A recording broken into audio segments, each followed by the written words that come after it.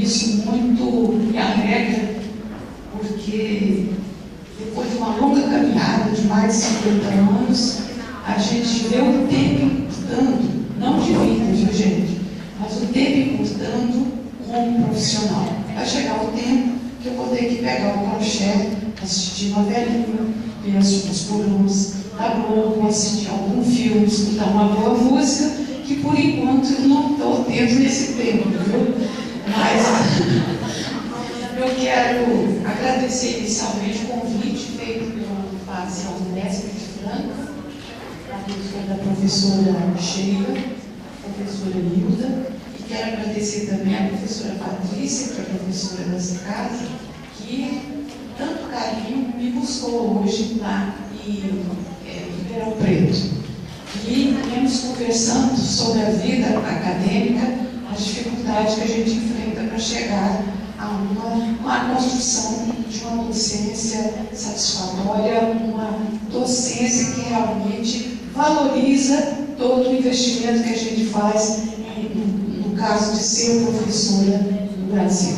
Então, o tema de hoje é sobre o projeto político-pedagógico e a autonomia na e da escola.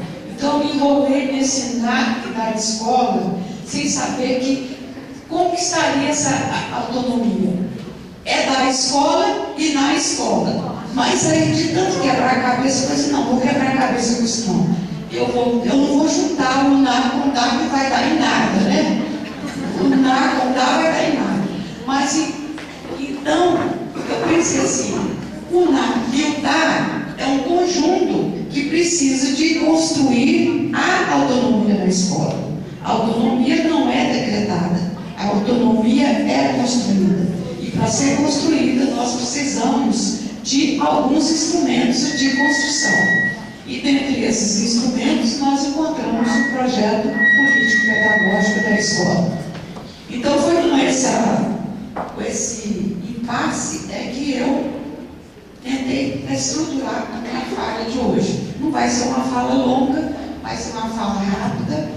Vocês estão percebendo que eu não estou utilizando as projeções na tela, porque, como eu estava falando com a professora Hilda, vocês sabem que eu cheguei à conclusão que a gente está fazendo palestra, os alunos estão com o celular tirando fotografia de slide. Então não me escutam, né? Não estão escutando. Ou então estão querendo copiar, e quando a plateia é muito pequena, assim, eu espero um pouquinho, passa de trás de novo. Então eu falei assim, gente, eu estou falando para quê? Para o pessoal copiar os slides. Ou meus slides são artisticamente bem montados, coloridos, chamativos, e eu estou desbotada aqui na mesa falando pouco e muito goiano, né? Então eu resolvi só ficar centrada. O instrumento de trabalho meu aqui é a voz. Uma voz cansada, enfadonha, mas é uma voz. É uma voz que não foi preparada para ser professora. Uma voz que desgastou ao longo de uma carreira, que não recebeu um tratamento antecipado de fonoaudióloga. E eu digo para vocês que o artista da Globo, ele imposta a voz. Nós somos artistas. Nós estamos sempre no palco, mesmo que não tenha um tablado tão elevado que coloca o professor numa posição de elevação, o aluno na posição de submissão.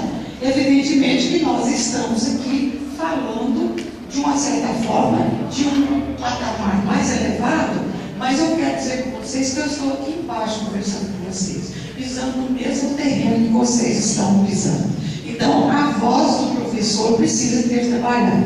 Eu tenho iniciado as minhas falas sempre pedindo encarecidamente às instituições que contratam um fonoaudiólogo a preparação da voz do aluno como um componente do currículo necessário à saúde do professor. E isso é muito fácil e é muito barato, porque contratar um professor para dar tantas horas de preparo da voz é uma coisa que você vai garantir o professor por muitos anos falando corretamente, tá? E expondo corretamente, porque vocês vão perceber que ao longo da minha fala eu vou pensar na letra. Eu vou ser quartelinho, troca letra. vocês lembram desse personagem, né? Ainda existe. Então, veja bem, isso é um problema de saúde, e de saúde física do professor. Então, tirando essas entradinhas aí, eu vou falar para vocês do projeto pedagógico.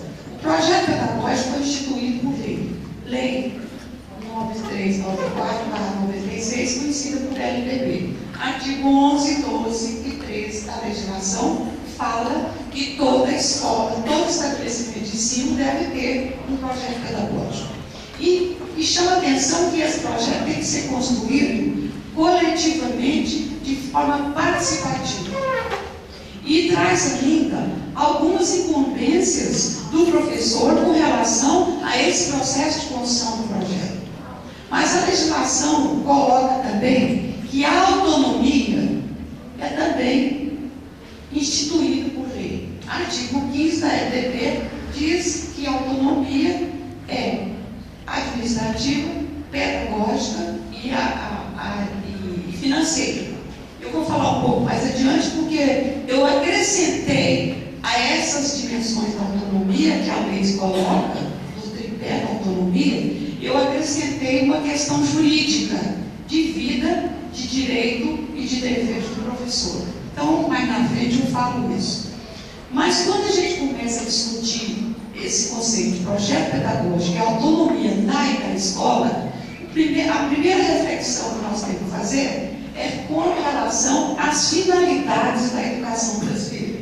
O que diz a educação brasileira quanto às finalidades da escola? E a escola, aí a gente está chamando a escola da escola infantil até a universidade, com sua graduação, estudo e lato sensu. Então, são 3 finalidades. A EPB fala que a primeira finalidade da educação brasileira é desenvolvimento pleno do educando. Ou seja, pegar o educando nas suas 3 dimensões: cognitivo, afetivo e psicomotor.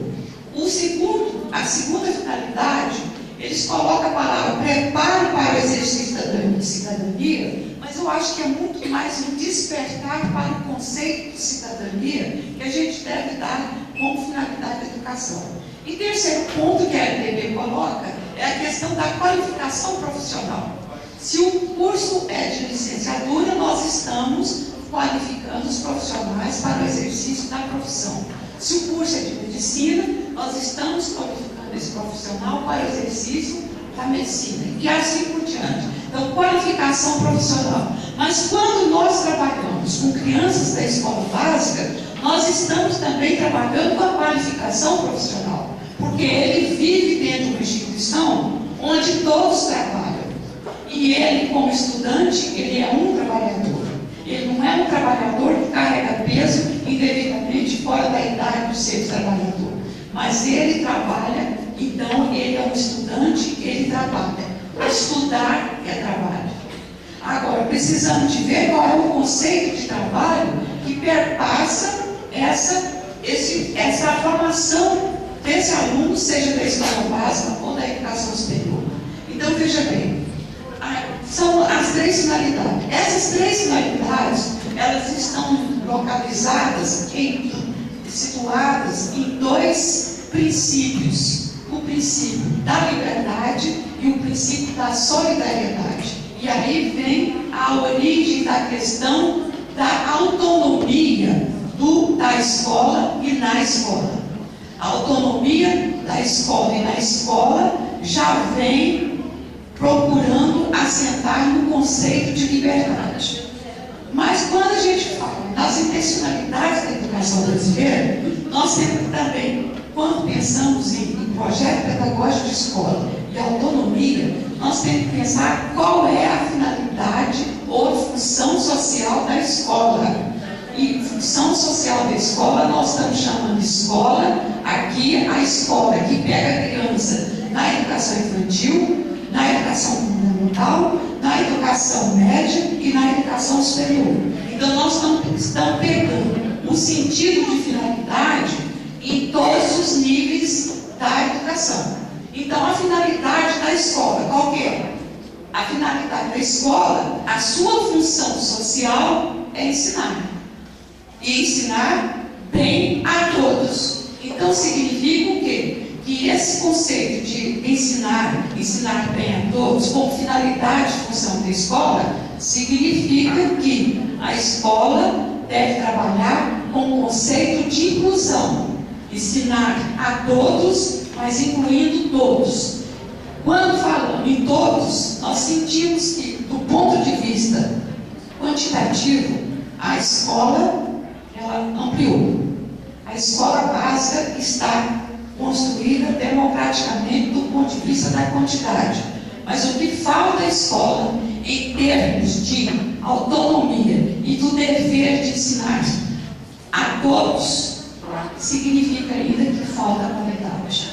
Então, está faltando a qualidade, e a qualidade existe quando ela faz a inclusão. E aí a gente busca uma palavra famosa do Saviani, que ele diz o seguinte: desigualdade no ponto de partida, mas igualdade no ponto de chegada. Com isso ele quis traduzir a questão do acesso e permanência. O acesso foi democratizado. A permanência é que não foi democratizada, porque a permanência ainda não é qualitativa. Então o processo ainda é excludente. Então isso significa que a função social da escola não está sendo cumprida dentro de um conceito de educação emancipatória que envolve a presença do aluno que entra na primeira série do ensino fundamental e termina a primeira série, a nona série do ensino fundamental sem reprovação, sem evasão e sem repetência. Então, ainda nós temos nesse processo muito que construir nesse processo. Mas eu busco também uma ideia. Quando a gente faz o projeto pedagógico, nós estamos construindo o que é a marca da escola. Evidentemente que nós temos aqui ao meu lado duas instituições diferentes da minha, que é de Brasília. Porque a instituição da professora Sheila é a Unifacef. A instituição da professora Hilda é a Unesp. A minha instituição é a UNB. O que elas diferem? Quais são as marcas dessas instituições? A primeira marca que difere a UNB das duas outras instituições que estão aqui é exatamente a condição econômica, social, política e ecológica da região. Enquanto vocês passam frio aqui, nós passamos sem ar claro. Nós passamos com um calorzinho de Brasília. Nós passamos com um baixo nível de umidade. Umidade, vocês viram? Marcos? A voz fala. A umidade, e chega no período de agosto, tem que fechar a escola porque a criança não consegue respirar por falta de umidade no ar. Então, veja bem, por aí, só do espaço físico há uma diferença. Quando eu falo em projeto pedagógico, tem que construir a marca da escola, tem que mostrar a identidade da escola, a feição própria da escola, eu estou falando que essa instituição tem que construir a sua personalidade. E a personalidade da Unifacef vai exatamente ali à vista, exatamente o tipo de logotipo que ela traz. Que é diferente do logotipo que ela traz da Unesp. E é diferente do logotipo da UNB, que mostra exatamente o símbolo da subjetividade, porque ela tem uma curva assim, que é o símbolo da subjetividade, que é o símbolo da humanização. Então, veja bem, no próprio logotipo, nós já estamos mostrando as marcas da escola. O curso de medicina aqui, consequentemente, é diferente do curso da UNB.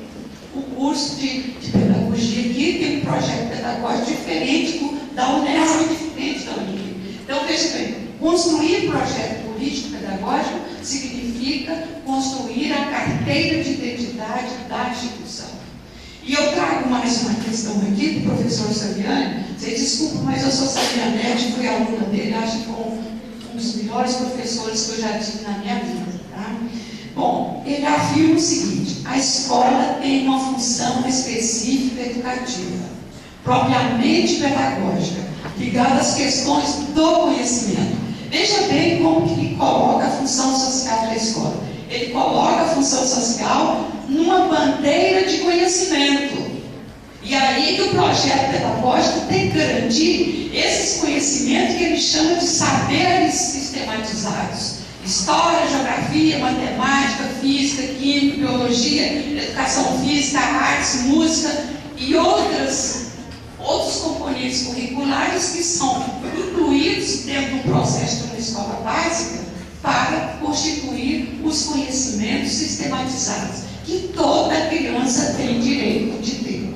Então, se trabalhamos com crianças de classes populares, evidentemente que ela está trazendo conhecimento para dentro da escola, mas esse conhecimento tem que ser elevado no nível do conhecimento sistematizado. E nesse sentido, o Saviano me coloca claramente que o foco da função social da escola é exatamente proporcionar conhecimentos científicos, saberes sistematizados pela humanidade, para que esse aluno tenha as mesmas condições de luta pela sobrevivência de uma criança que vem das camadas mais ricas da população.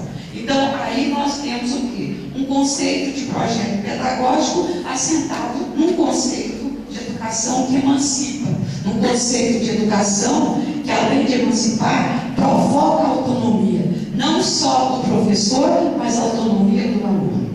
Então, veja bem, a explicitação do papel social da escola é o nosso ponto de partida para a construção do projeto. E se a gente parte desse significado de função social da escola, nós estamos querendo garantir que esses alunos desenvolvam uma autonomia baseada nas propostas políticas que a escola traz e que essas propostas estão descritas dentro do projeto pedagógico da escola. E quando a gente fala em projeto pedagógico, eu falo em 3 níveis, 3 atos, que eu chamo a construção do projeto em 3 atos. O ato situacional, que é um momento de avaliação, é o diagnóstico da escola, o que somos, o que temos e aonde queremos chegar.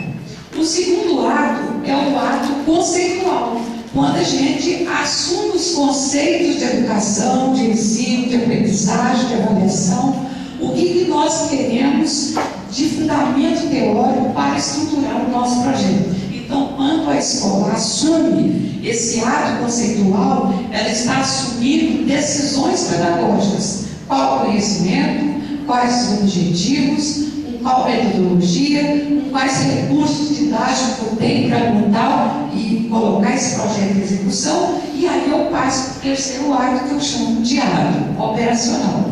E o ato operacional é exatamente o ato que coloca o projeto em ação. É o ato que leva à possibilidade de colocar o projeto em movimento. Ou seja, nós temos então um tempo que determina o tempo escolar, 200 dias letivos.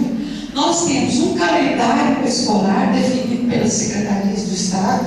Nós temos, quando é a secretaria, a própria universidade que monta o calendário da instituição. Em cima desse calendário institucional, nós fazemos os horários dos cursos, com tantas disciplinas por dia, de tantas horas, com intervalo, depois de determinado tempo. Se o curso é de tempo integral, o aluno fica o dia inteiro na instituição. Se o curso é de tempo médio, ou ele fica só de manhã, ou só à tarde, ou só à noite. Então, o cronograma tem que ser construído a partir dos momentos.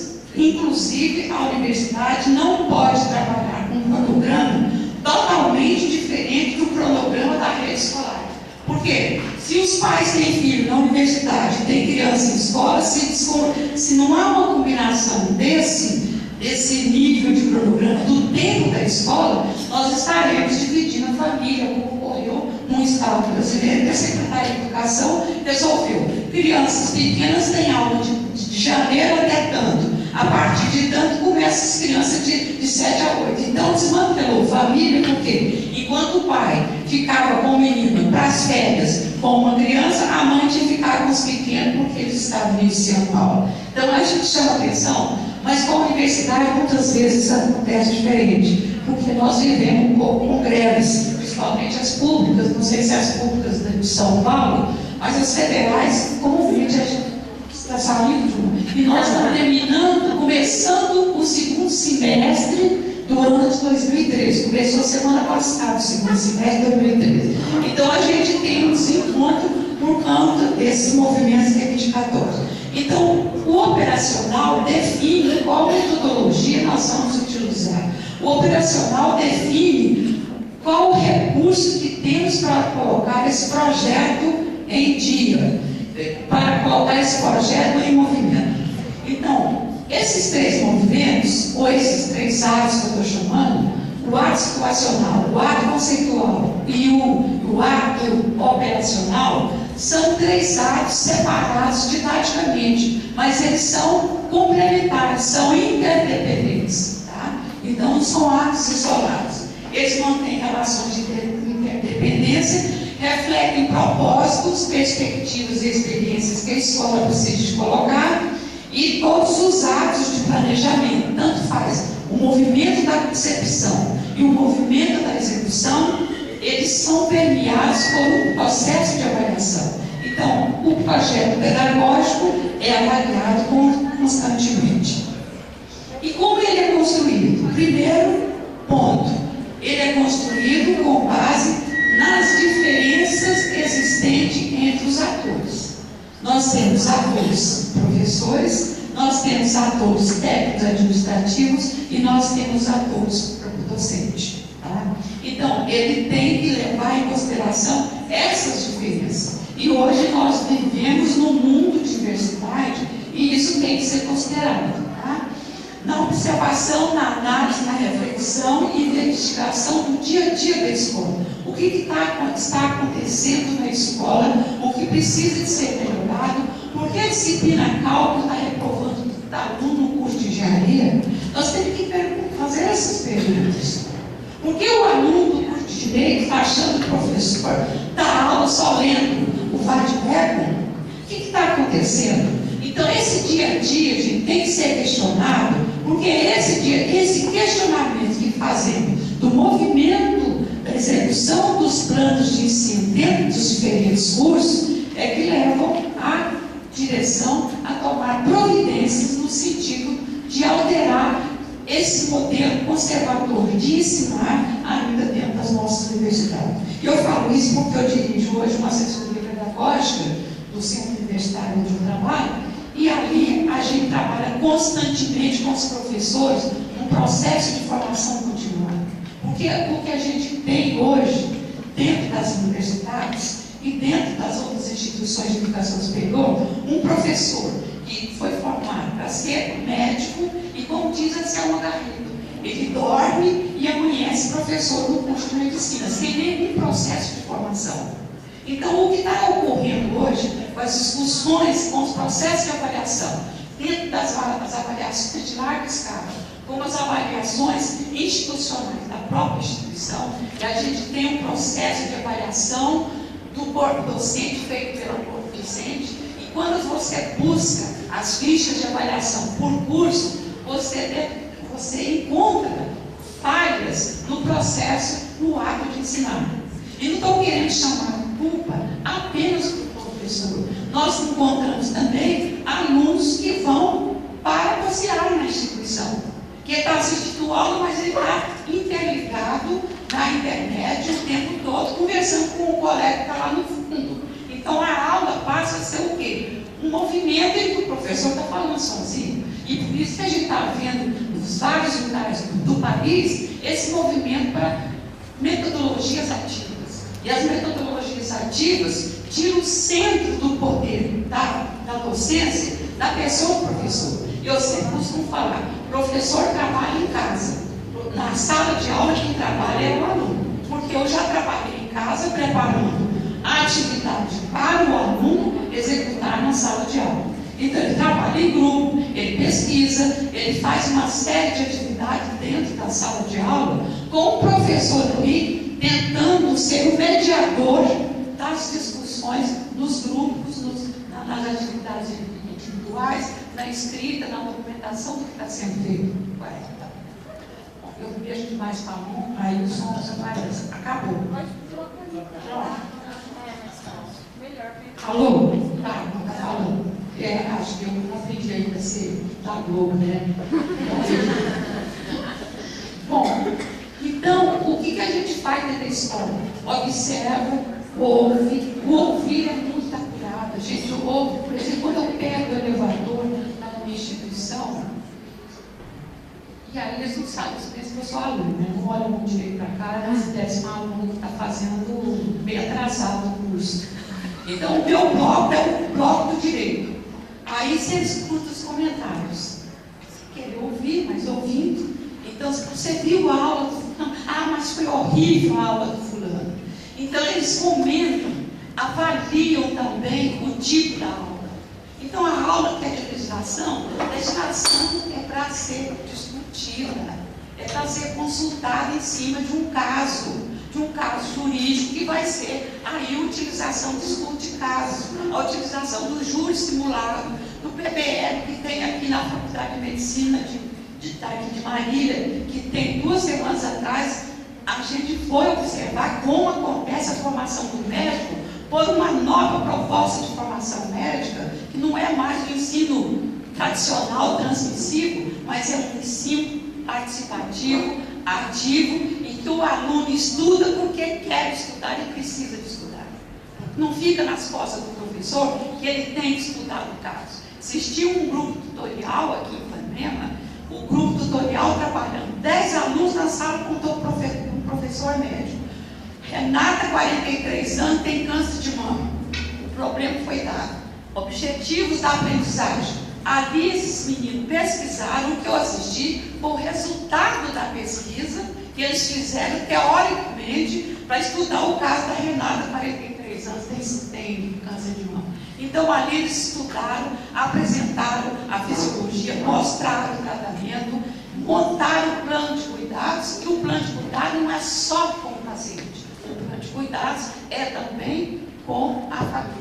Então, veja bem, é um estudo muito mais próximo ao contexto, muito mais próximo ao contexto do paciente. E tem outra atividade ainda que eles, no plano de saúde, quando eles trabalham nas atividades de atendimento à saúde e trazem para a sala de aula os problemas de saúde encontrados lá na periferia urbana, então esse problema é discutido dentro da sala de aula. E eles têm que dar um encaminhamento para mostrar, depois de ter analisado todo o processo, os exames, os resultados de sangue, os exames de imagem, eles trabalham no sentido de dar uma proposta. Então muda totalmente a relação professor-aluno. E aí você percebe claramente a autonomia na e da escola, porque o aluno está tendo autonomia para construir o seu diagnóstico, para analisar uma situação real de um caso que está sendo estudado por eles com a presença do professor.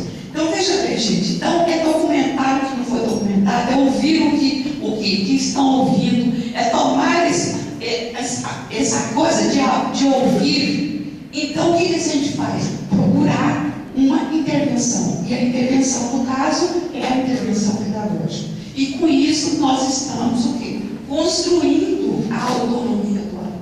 Tá? Com isso, nós estamos construindo a autonomia do aluno, dando ao aluno a liberdade de não ficar preso na palavra falada do professor, como a gente faz aqui agora, uma aula expositiva, e todo mundo permanece quieto, mas eu não diria que é inapício. Vocês estão sem atividade, estão quietos, mas pelo que eu estou percebendo, prestando atenção. Não tem ninguém com o celular aberto, não tem ninguém com o iPad, não tem ninguém desviando. Pode ser que esteja até pensando na namorada, no vestido do pai que vai usar no final de semana, mas de forma geral a gente vê que há uma atividade nessa fala transmissiva que eu estou fazendo daqui para frente, né? Então, veja bem. Vou perguntar no final. Bom, então agora nós vamos entrar na questão da autonomia. Eu quis mostrar para vocês que a sala de aula é o local propício para o desenvolvimento da autonomia da criança, do aluno e do adulto que está na universidade. Bom, então, atrelada a uma proposta político-pedagógica do sistema de ensino, a escola deve ter autonomia.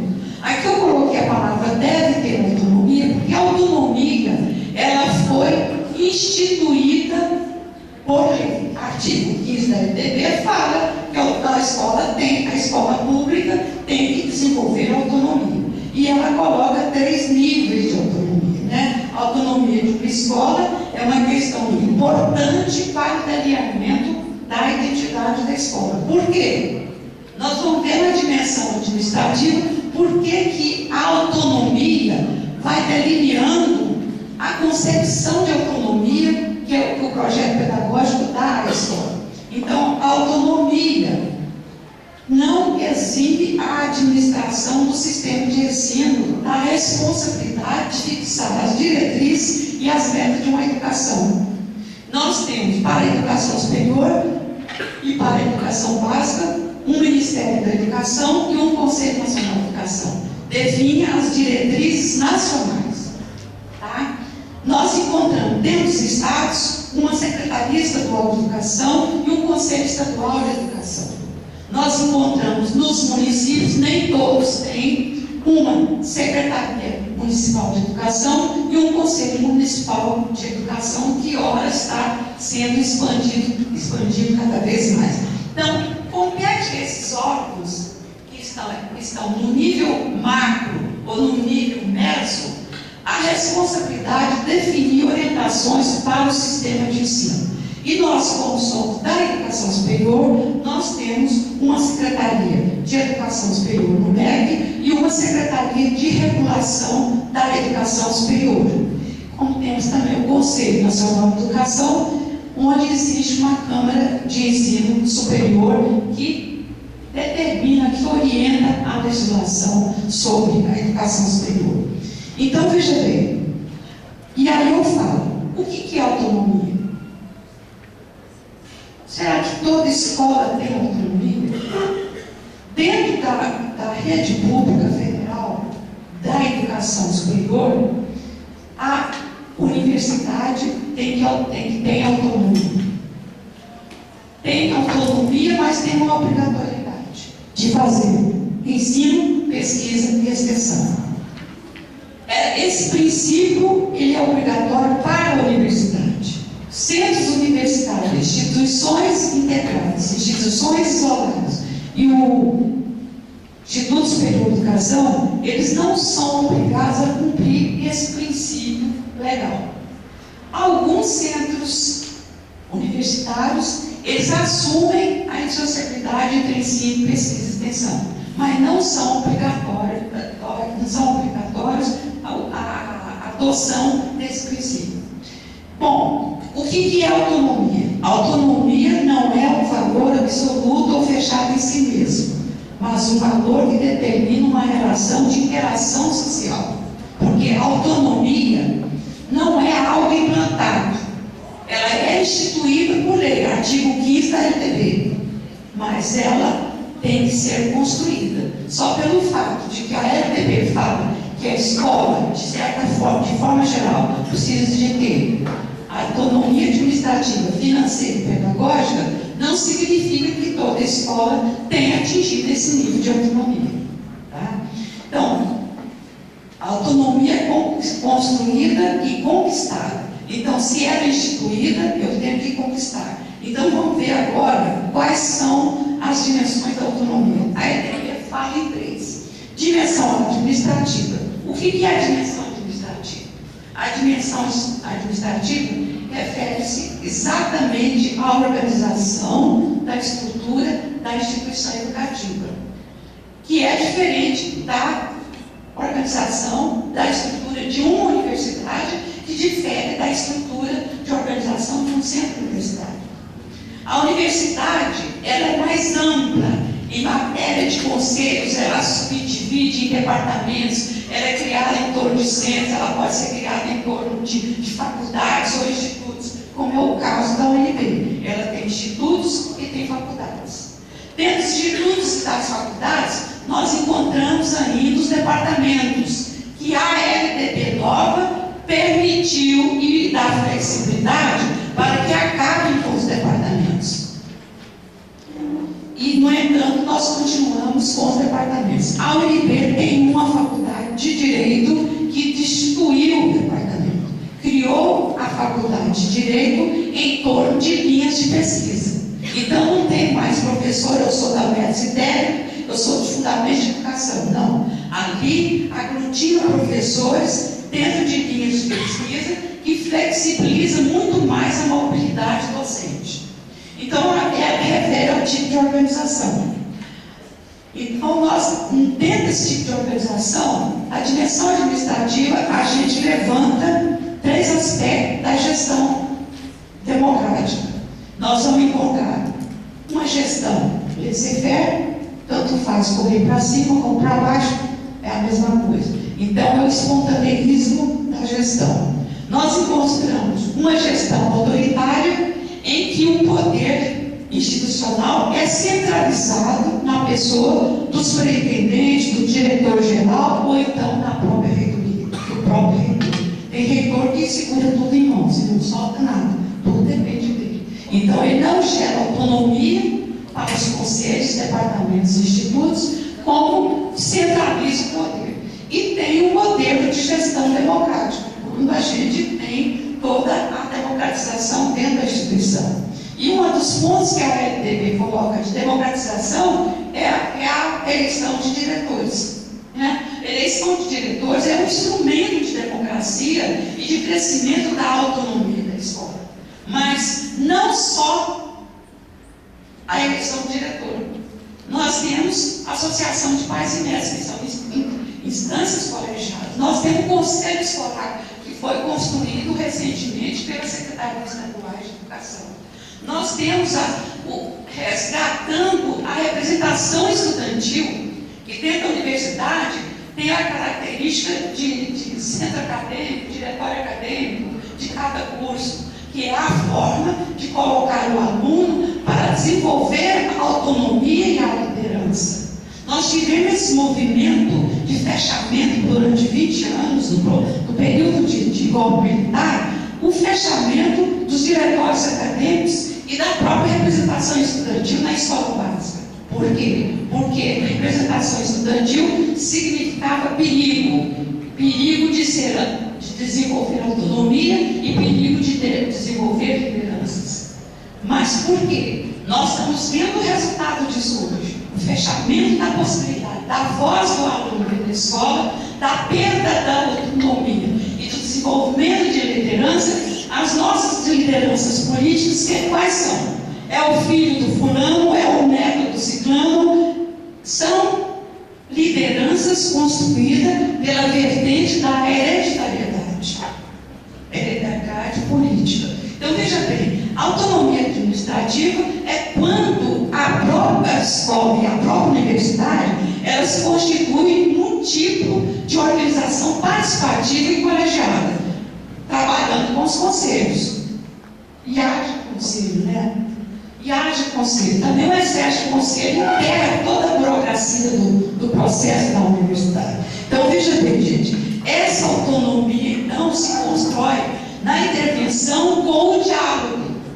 Na hora que eu devolvo a voz ao estudante, na representação estudantil, eu estou dando possibilidade para esse aluno crescer com autonomia, construir o seu processo educativo dentro da própria representação estudantil. Tanto faz na educação básica, quanto faz na educação superior. Outro ponto que existe dentro da escola são os conselhos de classe. O conselho de classe está no Brasil há muitos anos. É uma instância colegiada. E nós temos representatividade. Os conselhos escolares que são mais recentes. Então, esses instrumentos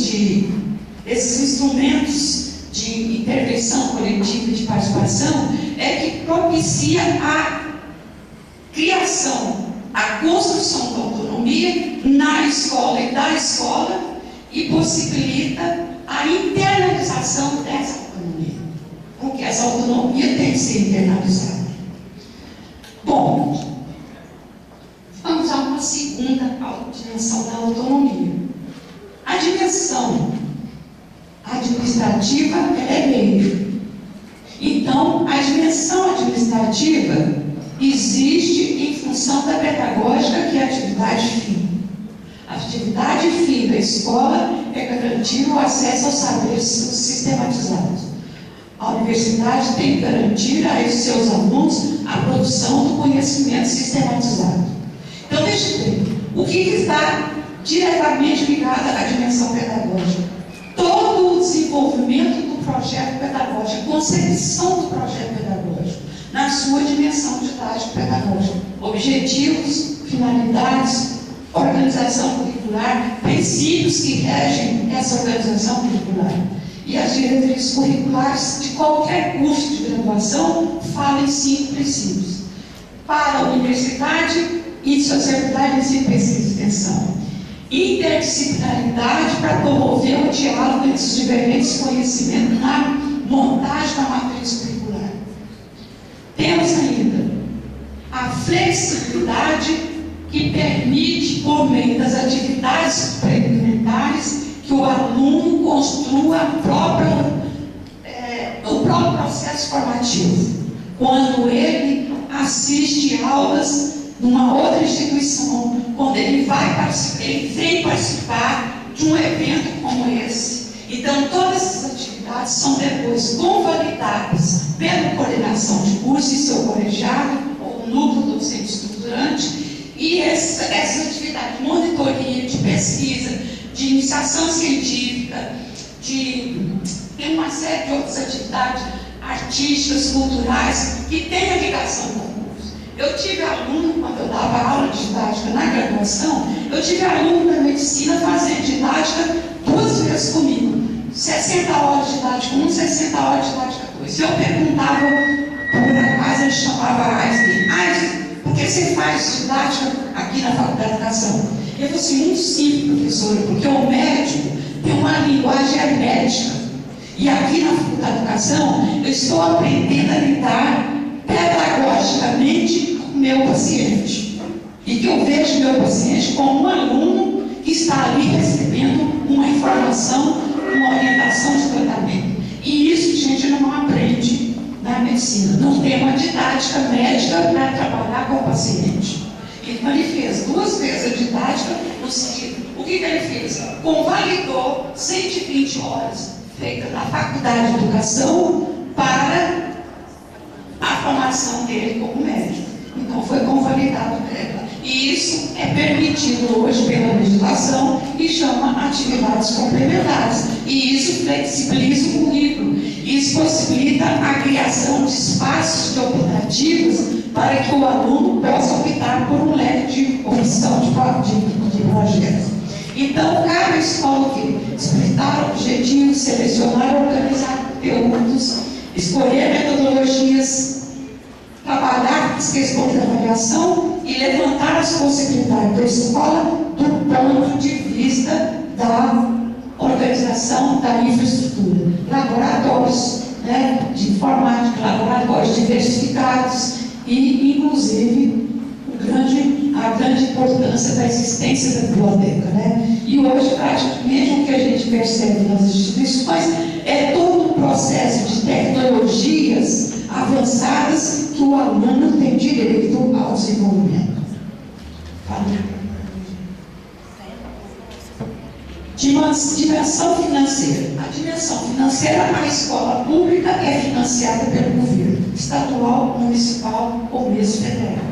A universidade pública ela é financiada pela escola particular, pela Secretaria de Educação, pelo Ministério da Educação ou pela própria prefeitura, que ela pode ser mantida. Mas se tratando de escola pública, que é mantida pelo governo do município e do estado, nós temos um programa que chegou às escolas que chama dinheiro na escola. O dinheiro da escola, então, essa parte financeira, a manutenção da escola pública é feita pelo poder público. Mas o dinheiro chega à escola para eu poder trocar uma lâmpada, para eu comprar algum material de informática para desenvolver o processo de ensino. Um dinheiro de material para fazer pequenos reparos dentro da escola, que são muitas vezes urgentes. Mas a manutenção da escola, quando ela é pública, é do poder público. E aí eu criei a partir da legislação, essas três dimensões, eu criei a dimensão jurídica. A dimensão jurídica que diz respeito à possibilidade da escola elaborar suas próprias normas de convívio e de direitos dentro da sala da escola. Então, se a escola tem a sua dimensão jurídica, nós percebemos muito bem que muitas vezes a secretaria administrativa da escola não dá conta de atender os pedidos. Por exemplo, uma professora gestante tem que pedir licença. Então, a escola mantém já uma visão de que é preciso para esse professor tirar a sua licença gestante durante tantos meses. Ele indica quando é que o professor pode tirar suas licenças remuneradas para a realização de cursos de pós-graduação, que está previsto no artigo 67 da lei. Então, ela acompanha todo o processo jurídico, tanto faz do aluno quanto do professor e do funcionário. Então, esse conhecimento. Então, gente, eu estou chegando ao final e vocês estão percebendo que eu já estou ficando louca, né? Eu já não estou quase falando, porque fala demais. E não respira direito, não bebe água. Então, eu estou finalizando aqui. Eu escrevi o seguinte: para que a escola seja pau, com letra maiúscula, em letras bem grandes, de inovação e de investigação, e tornar-se autônoma, é fundamental a opção por um referencial teórico. Então, o que é educação superior para as duas instituições que estão aqui hoje irradiando? O que é educação básica para os professores que atuam na educação básica?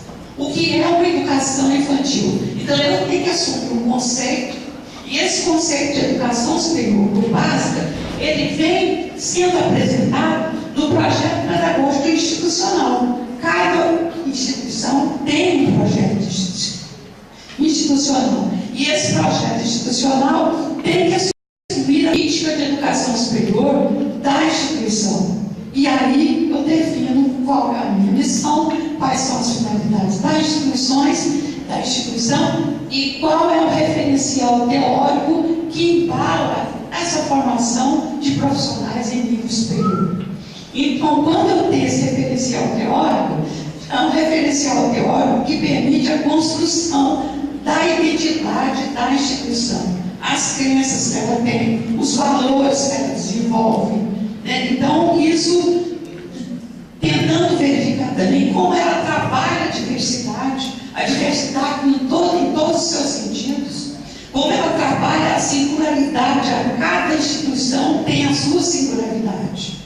E tem que deixar a transparência, porque a transparência é um princípio muito forte da construção da autonomia, e a transparência vai deixar também claro para todos aqueles que trabalham na escola o que a escola está pretendendo fazer, com que ela pretende desenvolver o seu projeto e como ela se avalia. Então, veja bem, gente, trabalhar a autonomia da escola significa refletir, significa analisar com profundidade o trabalho pedagógico da instituição e de cada sala de aula. Significa que um projeto pedagógico institucional ele vai se desdobrar em vários projetos pedagógicos de curso. Cada projeto de curso desdobra também em vários planos de ensino dos conteúdos curriculares que compõem a formação de um profissional de nível superior. Então, se eu tenho um curso de pedagogia, esse curso de pedagogia tem que ter um projeto pedagógico que esteja ligado ao projeto pedagógico institucional, e o projeto pedagógico se desdobra em vários planos de ensino da disciplina que compõem a matriz curricular do curso de pedagogia.